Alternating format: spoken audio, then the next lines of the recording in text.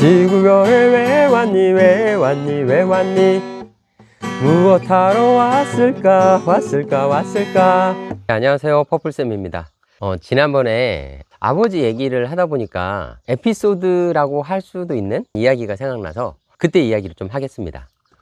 제가 군대에 있을 때 어디를 갔냐면 그 동티모르라고 인도네시아 밑에 있는 섬이 있습니다. 동티모르 파병 이야기를 좀 하겠습니다. 그러니까 역사적으로 동티모르는 티모르라는 섬이에요. 섬 나라죠. 원래는 그러니까 티모르라는 뭐 나라가 있었는데 인도네시아한테 독립을 하려고 티모르 중에서 그러니까 동쪽에 있는 그래서 동티모르예요. 동티모르가 이제 독립운동을 해요. 그랬더니 인도네시아에서 좋아하겠습니까? 당연히 싫어하죠. 그래가지고 막 군대를 보내고 막 이런 심각한 상황이 있어가지고 유엔군은 유엔 결의를 거쳐야 되고 이런 시간이 좀 걸려요. 그래서 다국적군이라고 해서 48개국에서 동티모르 독립을 지원하기 위해서 들어갑니다. 근데 그 중에 하나가 이제 대한민국이었고요. 저는 그때 그러니까 군대를 제가 언제 갔냐면 98년 7월에 갔어요. 지금은 군대가 많이 달라졌지만 저 때는요 딱 9시가 되면 점호를 해요. 그럼 9시가 딱 되면 허리를 딱 세워가지고 뉴스를 봐요. 9시 뉴스를. 허리를 조금이라도 움직이면 안 돼요. 뭐 조금이라도 움직이고 막 뭐 간지러운데 뭐 긁었다 손 움직였다 하면 막 뒤로 집합하고 막 그랬던 시절입니다. 근데 이제 그때 뉴스에 뭐가 나왔냐면요, 뭐 동티모르에 우리나라 군인이 파견을 하기로 했습니다, 뭐 200 몇 명을 보내기로 했습니다, 이런 뉴스가 나오더라고요. 그래서 그런가 보다 했죠. 그게 저한테 다가올 줄은 모르고. 근데 바로 다음 날이에요. 국방부에서 전화가 왔어요. 제가 군대가 어디 있었냐면요, 국방부 소속이고 심리전단이라고 해서, 근데 저는 북한의 대북 방송을 하는 방송병이었어요. 제가 직접 방송을 하는 건 아니고요. 비무장지대 안에, 원래 비무장지대 안에는 군인들이 들어가면 안 되는데 우리도 들어가 있고 북한도 들어가 있고 그래요. 그 철책이라고 하는 그 OP, GOP 안에 하여튼 있습니다. 거기에 방송 그 스피커가 엄청 커요. 몇 미터인지 모르겠네. 한 이만한 거 하나 막 쌓아가지고 북한으로 방향을 잡아가지고 방송을 하거든요. 라디오에 이제 방송 틀어주고, 가끔 실시간 방송은 이제 여군이 직접 왔거나 할 때 이제 방송을 해요. 여하튼 그런 이제 방송병이었는데, GP랑 GOP 이렇게 있으면요 몇 개월 만에 한 번씩 이렇게 내려오거든요. 근데 그렇게 이제 내려오면은 본부에 가 있죠. 근데 본부에 가면 저는 이상하게도 본부에 내려올 때마다 사단에 탈영병이 있는 거예요. 탈영병이 생기면 탈영병이 길로 잘 안 다니잖아요. 숨으려고 산으로 숨는단 말이에요. 산이 하나도 안 보이잖아요. 그러면 그때 뭘 하냐면요, 헬기를 띄웁니다. 헬기를 띄워서 방송을 해요. 헬기에 이렇게 장착하는 방송 장비가 있고요. 찝차, 이 트럭, 이렇게 차량별로 장착하는 방송 장비들이 다 달라요. 근데 저는 본부에 오면 그렇게 탈영한 사람이 있었고, 탈영병이 있으면요 이 헬기에 이걸 장착을 한 다음에 방송을 해요. 여군도 방송을 하지만 탈영병의 부모님이랑 이렇게 통화를 해서, 보통 부모님 이제 어머니가 계시면 어머니 목소리를 따서 녹음을 해요. 그때는 이제 테이프니까 테이프를 딱 틀어서 아들 이름 부르면서 아들아 뭐 이렇게 돌아와라 뭐 이런 방송 같은 걸 해줘. 근데 방송 장비 장착을 하고요. 하여튼 이 방송 장비를 장착을 다 해봤어요. 제가 어쩌다 보니까 이렇게 내려올 때마다. 그래서 다시 돌아와서 국방부에서 전화가 왔는데, 제가 국방부 소속이었단 말이에요. 국방부 방송병 중에서 동티모르에 보내기로 2명 TO가 있는 거예요. 2명.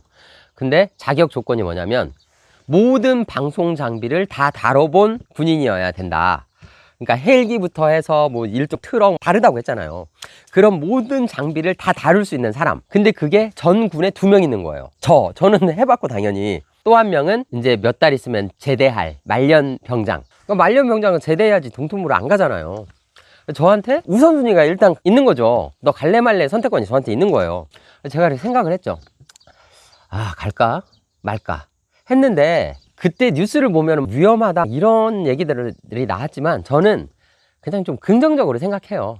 거기 가도 죽을 사람이나 죽지 내가 죽겠냐 뭐 이런 생각. 나는 당연히 잘 갔다 올 거다 이런 믿음, 확신이 있었고요. 또 하나는 우리나라에 있으면요, 그 군대 있어 본 사람 알지만 제일 힘든 게 뭐냐면 혹한기 훈련이에요. 그러니까 그 추운 겨울에 왜 바깥에서 잠을 자는지 텐트 치고 막 엄청 얼어 죽을 것처럼 춥잖아요. 영하 10몇 도 막 얼마나 추워요. 근데 거길 가면 혹한기 훈련을 안 해요. 해외 파병은 기본이 6개월이거든요. 그래서 오케이, 그 두 가지 이유 때문에 제가 가겠습니다 해서 이제 동티모르를 가게 되는데, 그냥 바로 간 건 아니고요. 새로운 부대를 만들어요. 그 상록수 부대라고 해서 이름도 새로 짓고 부대를 만드는데, 그러니까 저가 일반 군인들은 지원 부서예요. 원래는 전쟁하러 갔으니까 주 군인들은 특전사예요. 특전사 사람들이 주를 이루고 있고요. 그 외에는 다 지원병인데, 이제 새로운 부대가 만들어졌죠. 새로운 부대가 만들어서 거기 부대를 갔는데요. 제가 느낀 건 뭐냐면요. 특전사는 다른 군인들은 군인으로 안 봐요. 저 뭐냐? 약간 이런 눈빛이에요. 근데 특전사 간부들 말고요. 간부들은 아예 따로 있었고, 사병들 중에서도 특전사도 같이 갔거든요. 근데 그 느껴지잖아요. 말로 안 하지만 특전사도 아닌 거는 군인도 아니다, 이런 눈빛. 그래서 9시, 6시에 일어나요. 6시에 일어나면 뭘 하냐면요, 구보를 해요. 기상 구보를. 내가 옛날에 있었던 부대는 구보를 하더라도 짧게 그냥 운동장 한 바퀴 정도, 뭐 요 정도만 했거든요. 근데 여기는 장난 아니에요. 몇 킬로 뛰는 거예요. 산도 올라갔다 오고. 근데 저 군인도 아닌 것들이 막 이런 눈빛으로 보니까 내가 또 깡따구가 있거든요. 열받는 거잖아요. 그래서 진짜 아침부터 죽으라고 뛰는 거예요. 그리고 최대한 앞에 뒤처지지 않게. 그래서 훈련하면서 이제 아는 거죠. 얘 장난 아니구나, 얘도 하는구나. 그렇게 훈련을 받고요. 그러니까 그 안에서 훈련을 하다가 바로 동티모르로 가지 않았고요. 현지 적응 훈련. 그러니까 동티모르의 날씨와 뭐 이런 것들에 적응해야 된다 해서 현지 적응 훈련을 2주를 해요. 근데 동티모르는 아직 위험하니까 어디로 가냐면 호주로 갑니다. 호주. 그래서 제가 호주에서 2주 동안 훈련을 받아요. 뭐 호주 시드니 이런 데가 아니고요. 호주의 타운스빌이라고, 거기 뭐 공항도 있고 막 이런 곳이에요.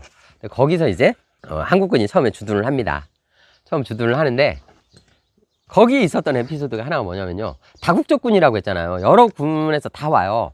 근데 동티모르에서 싫어했던 나라들은 못 와요. 미국이 못 오고 미국군이 안 와요. 그리고 일본군이 안 와요. 그 역사적으로 일본이랑 막 이런 게 있습니다. 그리고 그 큰 나라 2개는 제쳤고요. 그래서 제일 사람이 많이 왔던 나라가 호주예요.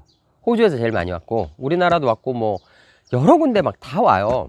근데 한국 군이 탐스빌이라는 곳에서 주둔할 때 어디 나라랑 같이 있었냐면요, 이태리 군들이 있었어요. 사람 숫자는 우리보다 많은 것 같진 않은데, 근데 이제 무슨 일이 벌어지냐면 가니까 밥을 주잖아요. 이제 한국식이 아닌 거죠. 아침, 점심, 저녁 3끼 나오는데, 거길 딱 처음 가니까 뷔페예요. 그러니까 한국식은 없는 뷔페. 처음 가니까 눈이 휘둥그레지죠.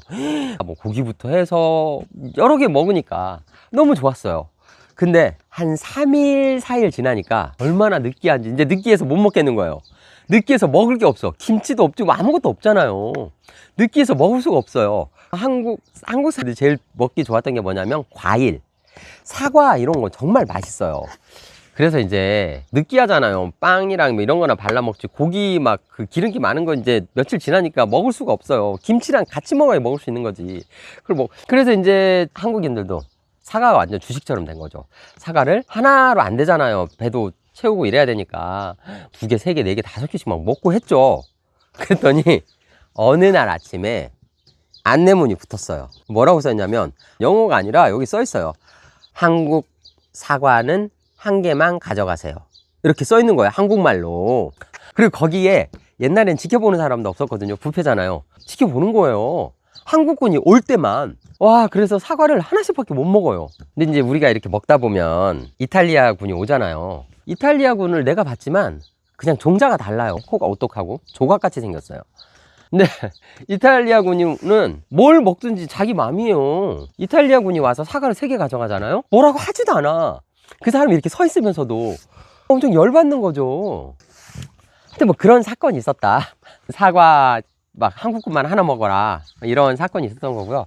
그리고서 이제 한국군이 주둔해야 될 곳이 있잖아요. 그래서 거기를 정하기 위해서 특전사 중에서 진짜 특전사들 특전사 사병 말고, 그래서 그분들이 한국군이 어디에 주둔하면 좋을지.